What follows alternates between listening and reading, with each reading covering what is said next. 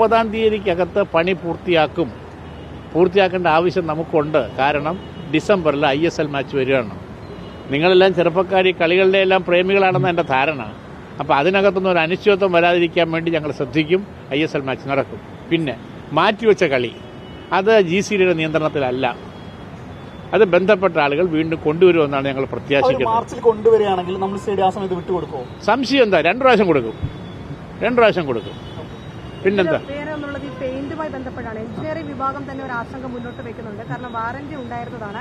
അവിടെയാണ് എഞ്ചിനീയറിംഗ് വിഭാഗം സംസാരിച്ചായിരുന്നു. അവരുടെ അജണ്ടയിൽ 111-ാമതായിട്ട് അത് പറയുന്നുണ്ടല്ലോ. അപ്പൊ അവര് പറയുന്നത് അതൊരു ആശങ്ക തന്നെയല്ലേ? വാറന്റി ഉള്ളിടത്തൊരു റെഡും ഗ്രേയും കളർ വരുന്നു. പറയുന്നത് കേൾക്കൂ. പശ്ചാത്തലം എന്താ, നമ്മളെ പെയിന്റ് ചെയ്തു.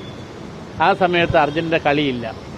കളി വരുമ്പോൾ ആകെ സ്റ്റേഡിയത്തിന്റെ ഫേസ് ലിഫ്റ്റിംഗ് ആവശ്യമായിട്ട് വരികയാണ്. ആ ഫേസ് ലിഫ്റ്റിംഗിൽ ചില ഭാഗങ്ങളിൽ കുറച്ചുകൂടി വ്യത്യസ്തമായ കളർ വേണമെന്നൊരു ആവശ്യം വരുന്നു.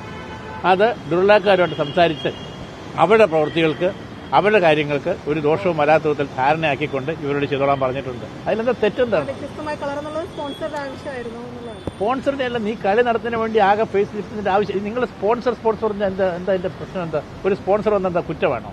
അല്ല, GCDക്ക് എഞ്ചിനീയറിംഗ് വിഭാഗമുണ്ട്, പ്ലാനിംഗ് വിഭാഗമുണ്ട്. പക്ഷേ ഈ കാര്യങ്ങളെല്ലാം നിയന്ത്രിക്കുന്നത് ഒരു സ്പോൺസറാണ്. സ്പോൺസർ ഇഷ്ടത്തിന്റെ കാര്യങ്ങൾ നടത്തുന്നത്. ആരുടെ അഭിപ്രായം?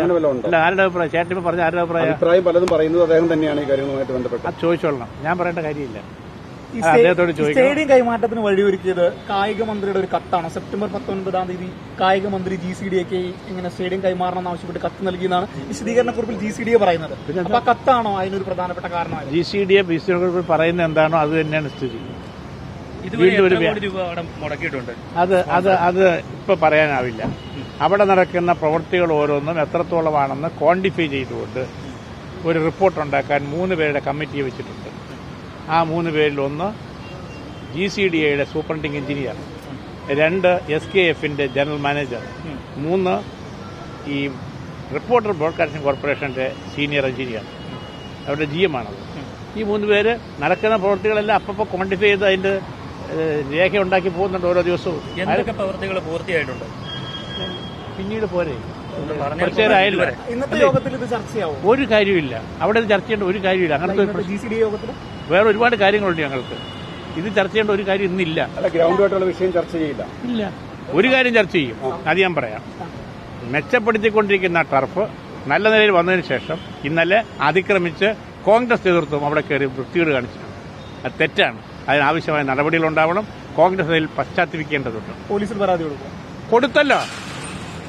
ഒരു ടർഫ് അതുപോലെ ഇന്റർനാഷണൽ ലെവലിൽ കൊണ്ടുവന്നതിന് വലിയ ബുദ്ധിമുട്ടുണ്ട്. ആ കൊണ്ടുവന്നതിനകത്ത് കയറി ചവിട്ടി മതിക്കുന്ന തെറ്റ്, ഞാൻ വേറെ വാക്കൊന്നും ഉപയോഗിക്കുന്നില്ല, തെറ്റ് ശരിയായില്ല എന്ന് പറയാൻ ഒന്നുകിൽ കോൺഗ്രസിന്റെ നേതാക്കന്മാരെങ്കിലും തയ്യാറാകണം. ആ ടർഫ് അങ്ങനെ വെറുതെ ഉണ്ടാവില്ല.